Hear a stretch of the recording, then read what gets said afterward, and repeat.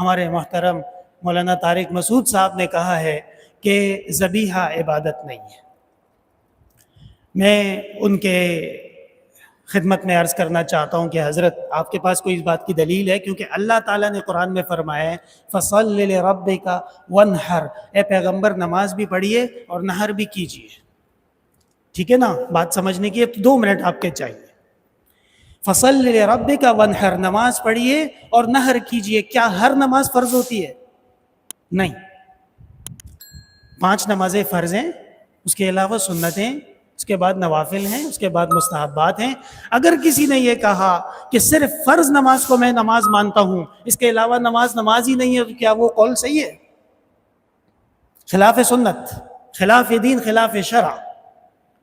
تو اس کے بعد جو ذبیحہ کا حکم ہے، رسول اللہ صلی اللہ علیہ وسلم جو ذبیحہ فرماتے تھے اس کے بھی درجات ہوتے تھے۔ قربانی کا ذبیحہ تو فرض ہے، حج کا ذبیحہ تو فرض ہے، عقیقے کا ذبیحہ سنت ہے، تو چلتے جاؤ، نہ مستحب بھی ہے نفل بھی ہے۔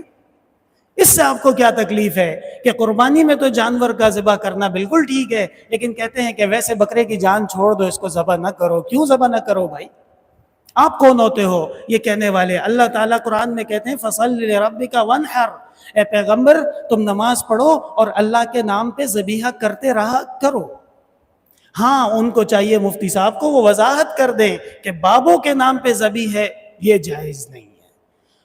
درباروں کی نظر و نیاز اور غیر اللہ کے نام پہ نظر و نیاز یہ جائز نہیں ہے۔ مفتی صاحب آپ نے سب کو ایک لاٹھی سے ہنکا دیا، یہ بات ٹھیک نہیں ہے، بلکہ آپ کو وضاحت کرنی چاہیے اور آپ کو تھوڑی توجہ دینی چاہیے۔ آپ ایسے مسائل بیان کیوں کر رہے ہیں کہ جس کے بعد آپ کو بار بار وضاحت کی ضرورت ہے؟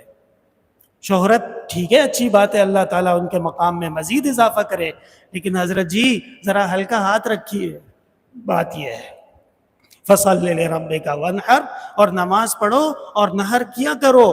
جیسے نماز کے اندر درجات ہیں، نحر میں بھی درجات ہیں۔ ان اللہ یأمرکم ان تذبحوا بقرہ، ایک ہندو نے مسلمان سے کہا نا کہ تم اور ہم ایک جیسے ہیں، اس لیے کہ ہم بھی گائے کی عبادت کرتے ہیں اور قرآن میں دوسری سورت کا نام بھی سورہ بقرہ ہے۔ تو جواب یہی ہے کہ بھائی تم تو گائے کا پیشاب پیتے ہو اور ہمیں اللہ نے کہا اس کو ذبح کرو۔ فرق یہ ہے، بات سمجھ میں آ گئی ہوگی امید ہے۔